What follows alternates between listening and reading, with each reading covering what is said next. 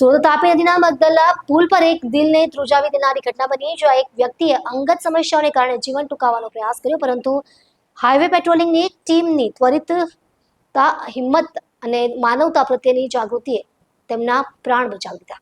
Highway patrolling દરમિયાન ટીમના જવાનોએ પુલ પર એક વ્યક્તિને શંકાસ્પદ સ્થિતિમાં ઉભેલો જોયો. ત્યાં જ તેમણે નદીમાં કૂદવાનો પ્રયાસ કર્યો.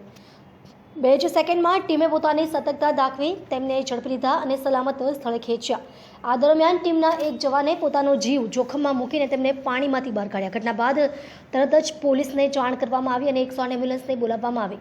પ્રાથમિક સારવાર બાદ તે વ્યક્તિને સરકારી હોસ્પિટલ ખસેડવામાં આવ્યા, જ્યાં તેમને કાઉન્સેલિંગ અને જરૂરી સારવાર આપવામાં આવી રહી છે. હાલ તેમની સ્થિતિ સ્થિર છે.